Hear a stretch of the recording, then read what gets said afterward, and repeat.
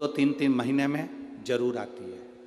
अगर आपने प्रदोष के दिन शंकर भगवान को बेलपत्री का चंदन लगाया है, शिवरात्रि के दिन आपने बेलपत्री का चंदन लगाया है, और यदि सोमवार की अष्टमी के दिन बेलपत्री का चंदन लगाया है, इन तीनों डब्बी को आप अलग अलग कर लीजिए। एक डब्बी रख लो आपके पास में कि मैंने सोमवार की अष्टमी के दिन बाबा को चंदन का लेपन करा है और बेलपत्री का चंदन लगाया। उस चंदन को निकालकर शिवलिंग में से निकालकर एक डब्बी में भर कर रख लीजिए, या तो कोई प्लेट में उसको सुखा लो, प्लेट में सुखा लो उसको, और प्लेट में सुखा लो उसको, और या तो गोली बनाकर उसकी गोली बनाकर रख लो। दूसरा, प्रदोष के दिन बाबा को जो तुमने बेलपत्री का चंदन लगाया, परंतु याद रखना हरे वृक्ष की डंडी को नहीं सुखाना है, सूखा हुआ वृक्ष। और यदि आपने प्रदोष के दिन का चंदन बनाया है तो उसको बाबा पर लगाकर उसके लेपन को आप निकालकर उसकी गोली बनाकर लेते हैं। तीसरा, शिवरात्रि के दिन आपने बाबा को अगर बेलपत्री का चंदन लगाया है तो उसको शिवलिंग पे से उतार कर उसको प्लेट में सुखाकर उसकी गोली बनाकर रख लो। अब प्रयोग करिएगा, कभी मौका मिल जाए तो प्रयोग कर कर देखिएगा।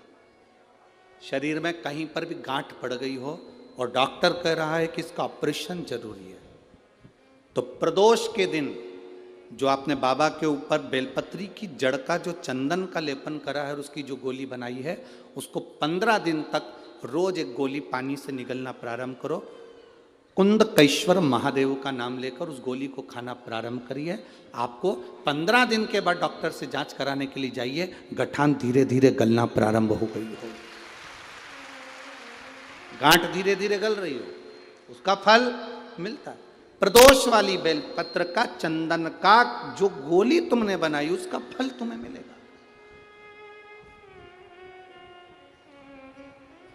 अब सोमवार की अष्टमी के दिन का जो चंदन है, बाबा को जो तुमने बेलपत्री का चंदन का जो लेपन करा है, देखिए डॉक्टर हनुमान जी के यहाँ पर ये कथा चल रही है। करने वाला डॉक्टर हनुमान जी हैं, कराने वाले डॉक्टर हनुमान जी हैं, और सुनने वाले डॉक्टर हनुमान जी हैं, और बोलने वाले भी डॉक्टर हनुमान जी हैं। कर लिया वो आपके ऊपर। दूसरे नंबर पर है सोमवार की अष्टमी के दिन का चंदन, जो आपने बेलपत्री के जड़ को घिसा है। फिर कहूँगा, इस बात को विशेष बार बार कह रहा हूँ कि हरे पेड़ को मत काट लेना, हरे पेड़ को नहीं। जो पेड़ पूरी तरह से सूख गया, ना पत्ती ना फल, उसको बजा कर देख लो कि ये पेड़ पूरा सूख चुका है, तब उस पेड़ की जड़, जो जिसको लोग काट कर ले जाने वाले हैं, बाहर फेंकने वाले, उसकी जड़। दूसरे नंबर पर है सोमवार की अष्टमी के दिन आपने जो बाबा को लेपन करा है, बेलपत्री की जड़ का चंदन बनाकर लेपन करा है, उसकी जो गोली है।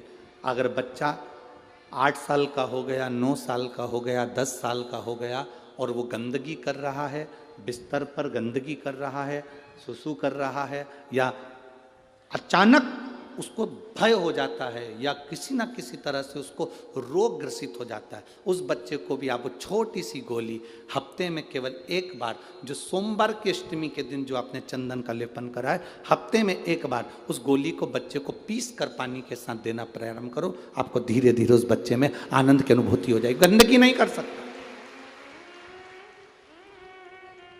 अब तीसरे नंबर पर है शिवरात्रि के दिन जो हमने बाबा को बेलपत्री के चंदन का लेपन करा। शिवरात्रि के दिन,